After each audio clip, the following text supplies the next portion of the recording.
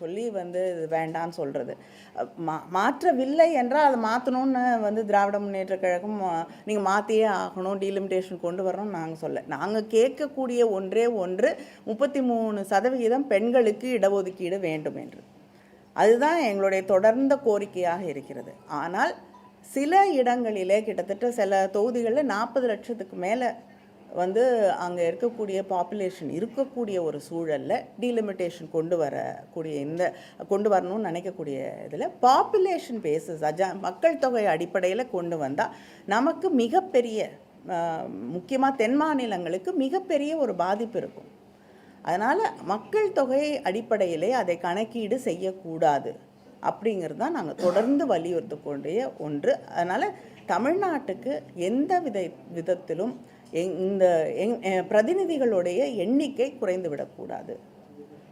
நாங்கள் மக்கள் தொகையை குறைச்சிருக்கிறதுக்காக பழிவாங்கப்படக்கூடாது என்பது தான் திராவிட முன்னேற்ற கழகத்தோடைய அடிப்படையில் நாங்கள் சொல்லக்கூடிய விஷயம். காங்கிரஸ் மூத்த தலைவர் சிதம்பரம் போன்ற தலைவர் சொல்றாங்க, பாஜக திமுகவை அணுகியிருக்காங்க, இந்த சட்டத்தை எப்படியா நிறைவேற்றணும் அப்படின்னு சொல்லி பேசிக்கிட்டு இருக்காங்க அப்படிங்கிற மாதிரி கருத்துக்களை சொல்றாங்க. இல்லைங்க, பாஜக எல்லாரையும் தான் அணுகியிருக்காங்க. எனக்கு வந்த செய்தி பார்லிமெண்ட்ரி அஃபேர்ஸ் மினிஸ்டர் திரு கிரண் ரிஜிஜு அவர்கள் எதிர்க்கட்சி தலைவராக இருக்கக்கூடிய திரு ராகுல் காந்தியை நேரடியாக சென்று சந்தித்தார் கூட சொல்லியிருக்காங்க. ஒரு பில்லு கொண்டு வரணும்னா எந்த இவர்கள் வேணால் யாரையும் சுமூகமாக அன்றைக்கி பேசாமல் இருக்கலாம். ஆனால் பொதுவாக நாடாளுமன்றத்தில் ஒரு பில் கொண்டு வரணும்னா எல்லா தலைவர்களையும் அழைத்து பேசுவார்கள். ஆனால் இந்த போன தடவை தோற்கடிக்கப்பட்ட பில் இப்போ மறுபடியும் கொண்டு வர போகிறோம், அதனால் அதை பற்றி நாங்கள் பேச வேண்டும் என்று திராவிட முன்னேற்ற கழகத்தை இதுவரை யாரும் அழைத்து பேசவில்லை. மேடம், திமுக போராட்டத்துக்கு பின்னாடி சீட்டு மொத்தமாக 60 சீட்டாக உயர்கிறது அப்படின்னு ஒரு செய்தி இருக்குது. இது திமுக கிடைத்த வெற்றியா, ஃபேர் டீலிமிட்டேஷனுக்கு ஆதரவான ஒரு நிலையா?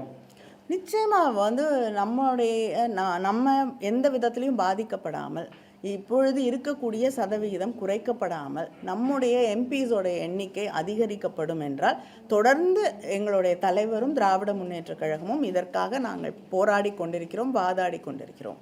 திரு ராகுல் காந்தி அவர்கள் இதை நேரடியாகவோ அல்லது மறைமுகமாகவோ ஆதரித்தால் அது எட்டப்பன் வேலை அப்படின்னு குறிப்பிடுறாங்க.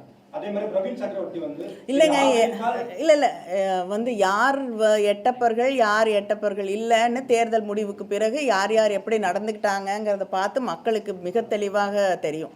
அதனால் யார் எட்டப்பர்கள்னு தமிழ்நாட்டு மக்களுக்கு தெரியும். யார் முதுகில் குத்தியவர்கள், யார் நேர்மையாக மக்களோடு அரசியல் செய்கிறார்கள்னு தமிழ்நாட்டு மக்களுக்கு தெரியும்.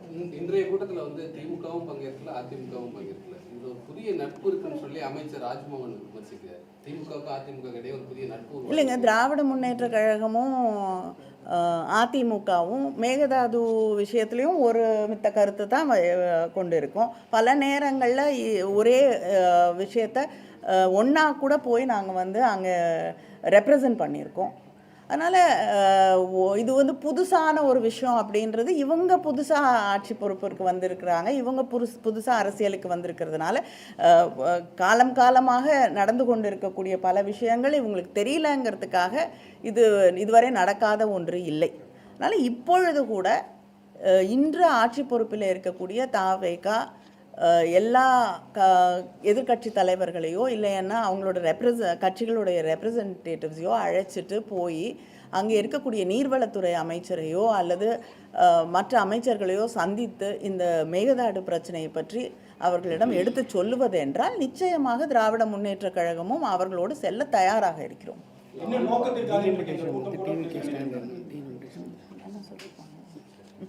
என்னங்க,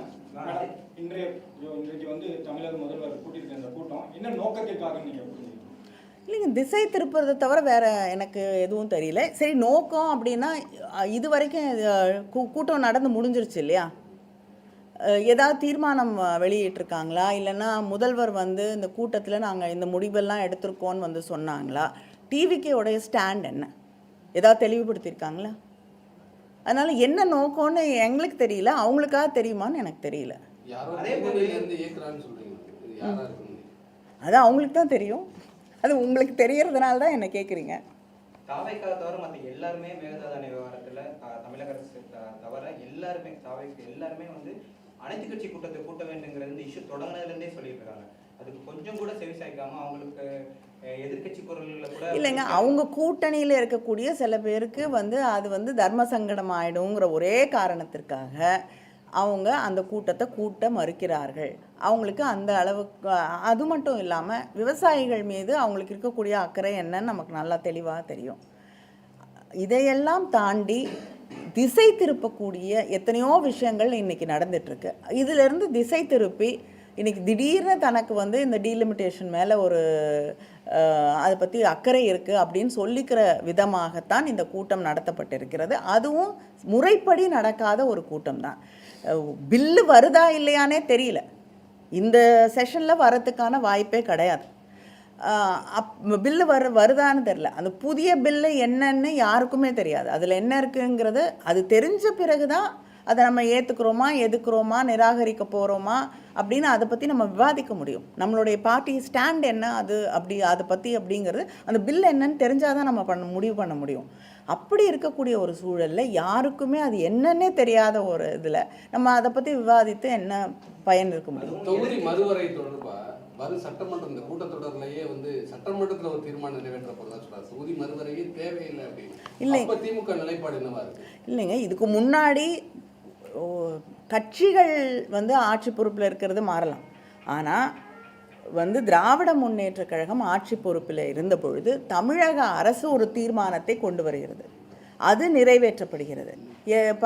பல கட்சிகளுடைய ஆதரவோடு தான் அந்த தீர்மானம் நிறைவேற்றப்படுகிறது.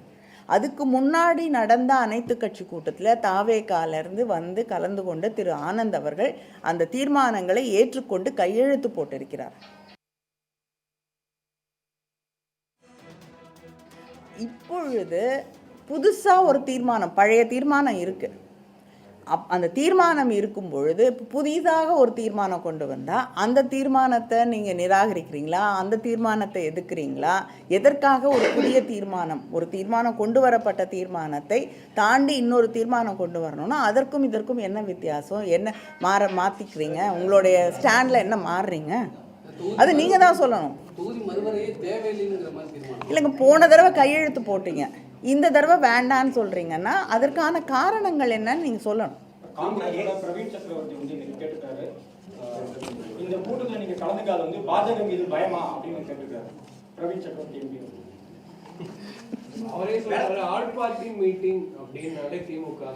இல்லைங்க, தேர்தல் நேரத்தில் திமுகவும் காங்கிரஸும் ஒன்றா போகக்கூடாது அப்படின்னு நினைத்த சில பேர் வந்து யாருக்காக அதையெல்லாம் செய்தார்கள் என்ற கேள்விகள் இன்னும் வந்து இருக்கத்தான் செய்து அதற்கான பதில்கள் இன்னும் கிடைக்கல. அவங்களெல்லாம் யார் இயக்குனாங்கன்னு தெரிஞ்சால் நாங்கள் பதில் சொல்ல முடியும். காங்கிரஸ் கூட்டத்தை நடத்திருக்காங்க. தொகுதி மறுவரை கூட்டங்கிறது காங்கிரஸ்